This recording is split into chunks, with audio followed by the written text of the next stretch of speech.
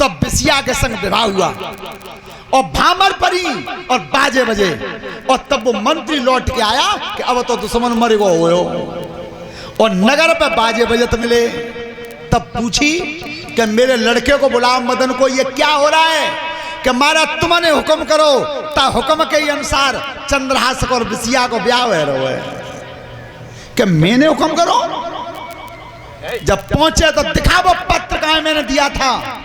जब वो चिट्ठी दिखाई है तो उसमें लिखा था कि आने वाले राजकुमार को आते ही आते बिसिया दे देना। सो माथे में हाथ मार के रहेगो कि मैंने लिखी तो बिसई पर बिसिया कैसे हो गई। तो ध्यान करना, जो बच्चे कलम नहीं रखते हैं विद्या हटना चाहती है। अगर वो विद्यावान लड़की नहीं होती और पढ़ी लिखी नहीं होती तो फिर या अक्षर नहीं बना पाती और न उसके साथ विवाह हो पाता। तो हमेशा कलम साथ रहनी चाहिए जो पढ़े लिखे बच्चे हैं, ध्यान करना। लेकिन पढ़ाई पे विशेष ध्यान दो बेटा। शिक्षित होना बहुत जरूरी है, लेकिन शिक्षा में पैसा खर्च होता है माता पिता का, उसे बर्बाद मत करना।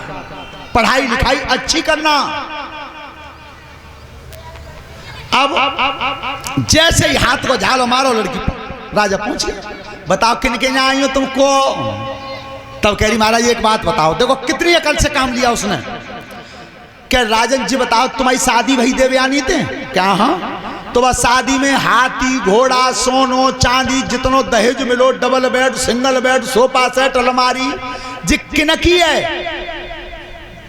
राजा बोले हमारे ब्याह में लिए तो हमारी यही है।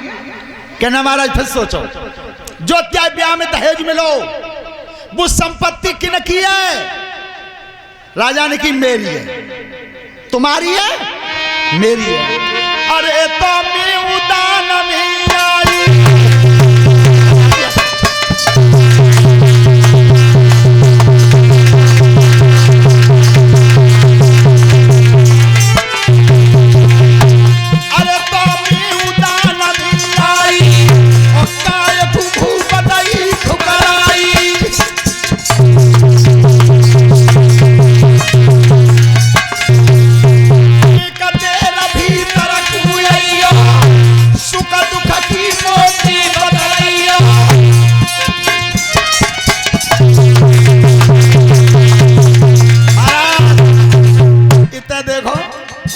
अगर बात दहेज में जो सामान आओ है और बस सामान पर तुम्हारा अधिकार है, तुम्हारा दहेज में ही नहीं आई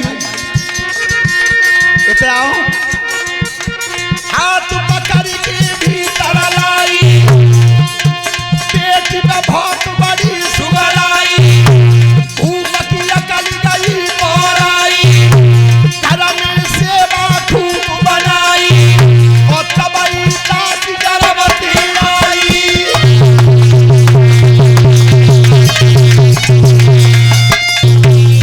दासी के भवन में महाराज ठहर गए। दासी के उधर में गर्भ रहा पर रानी नहीं मालूम पड़ी। समय आने पर उसने एक बच्चे को जन्म दिया। सर्विष्ठा बोली महाराज लड़का पैदा होगा तो जाओ नाम धरवाए दो। राजा बोले बिना नाम कोई रंदे, नाम धरे जावे। पंडित जी आंगे शंख बजे बात खुंजाई तो मालूम ना महात्मा ने कहा गई ऐसा ही रंदे नाम ना धरोगो। दूसरा लड़का है तो नाम ना धरोगो और तीसरा है तो नाम ना धरोगो। बहुतन तो सही बात जी है, कचुन तो अपन नाम ना मालूम। पुराने आदमी की बात बता रहे हैं। और कचू ऐसे तिने अपन नंसा तक की ना मालूम। देखो हमारे यहाँ हीरापुर में तुम आप पूछ लियो, हीरापुर की तो बहुत रिश्तेदारी है। एक मुरली भंडारी है हीरापुर में। सो गोपी बहुत समाज जुड़ रही है। अचानक सो मैंने जाके भरी भीड़ में पूछ ली मुझे भंडारी पर नंसार बता दे कहाँ है। अब ऐसी बीमारी बनेगी कि भंडारी पर नंसार और गांव को नाम ही भूल गए। बहुत कोशिश करी उन्हें याद करवेगी पर गांव को नाम याद नहीं आओ। तो वो कहेंगे डोकर बताओ ना, और बैठे वहां कि बताओ ना कहाँ नंसार। तो मेरी बता में तो तब होए और तुम समझने न मानो तो प्रधान जी ने पल्ली डोकर तो पूछो नहीं नंसार कहाँ है, बता दो कहाँ है। अब बताए तो तब होए। तो ध्यान रखना जिस समय आज रानी मालूम है? मालूम है ना? मालूम? देख लो, विचार करो। नंसारी की ना मालूम, जा नंसार की ना मालूम, तुम सही मानियो बाको पतो ठिकानो कहूँ ना, ब्याह हो तो सबसे पहले नंसार ही पूछी जाते कि जब लड़का ही नंसार कहाँ है तो छोरी की नंसार कहाँ है। अब जैसे 3 लड़का आएगा, नाम ना धरो। तो एक दिन देवयानी बोली कि महाराज चलो देखो तुम सबलंग डोले आए हो, पर सवेरे को बाप बगिया में ना गए एक दिन। सो जो बाप बगिया में हाथ करो, राजन की ना बालंग तो नौकर रहता है, उते क्या करो जाके? नहीं महाराज। तो देखो आज भाव बना हुआ कैसो है कि जब रोजाना राजा टहलने जाते थे तो राजा चलते आगे और रानी चलती पीछे पीछे, और आज रानी पर गई आगे ना, राजा रह गए पीछे। अब पकड़ के ला रही है, खींच के चलो जा लग। ध्यान रखना, नारी के सम्मान की परिभाषा केवल हिंदुस्तान में, केवल भारत में। और जब बात को गांठ बांध लेना, शिक्षा की बात हमेशा जो अच्छी लगे बस पकड़ लेना चाहिए, और तेरे मतलब की ना होता है छोड़ देना चाहिए।